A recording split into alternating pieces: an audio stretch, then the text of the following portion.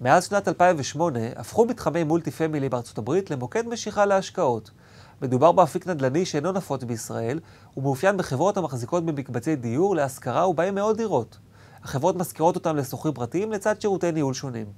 נמצא איתנו דוד פריזייר, מנכ"ל חברת פרידים המתמחה בהשקעות, ניהול ופיתוח של מולטי פמילי בניו יורק ובקונטיקט. לפרידים, שנוסדה ב-2002, רקורד רכישה והשבחה של יותר מ-3,000 יחידות דיור, בשווי הנאמד בלמעלה מ-$300 מיליון. Hello David, and nice to have you here. Hello, nice to be here. Why do you focus on a multifamily asset class? Well, we've been focusing on multifamily for over 12 years now.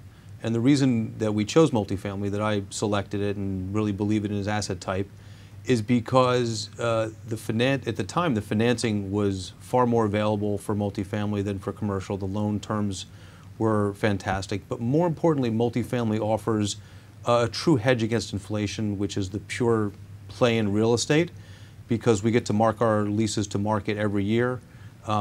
Everyone needs a place to live, after all, and home ownership has been declining in our country since the early 2000s when it reached its peak under the Bush administration. So multifamily represents a commodity asset. Everyone needs a place to live, and not everyone can afford to buy a home.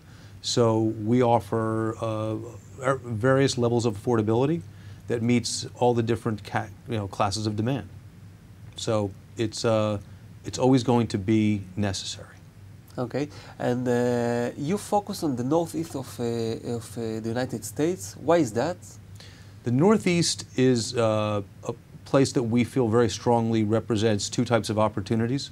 One is the markets we've chosen are between New York and Boston, two of the strongest, most vibrant cities in our country, especially in the Northeast.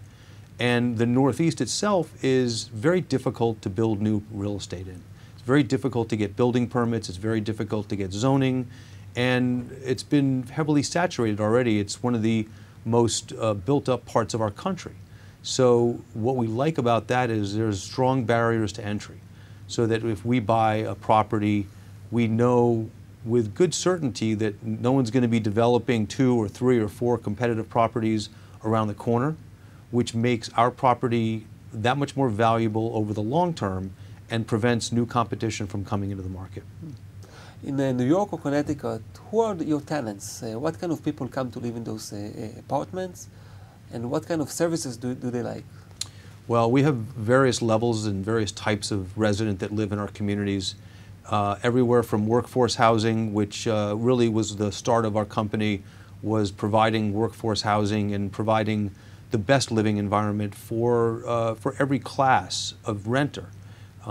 If we found that if you provided the best level of service for any given class of renter, that you'll get the best of that class. So for the workforce housing, for the upper workforce, for the white collar, for the empty nesters, there's various different types of individuals who choose to rent in our communities, but what we offer most of them is what we think is the best services, the best amenities, and great management for their dollar. So if they're comparing $1 of rent to us and $1 of rent to somebody else, they get a little bit more because they get a great place to live in the neighborhood they want to live in, but they also get a little bit more added services and attention.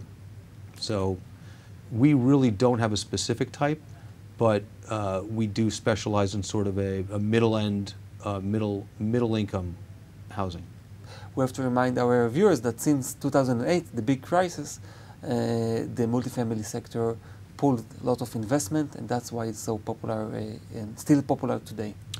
Because we had the highest average returns of any of the sectors, because unlike industrial, which is probably the second highest performing sector right now, along with office, we are a mandatory type of stock. We have to have housing.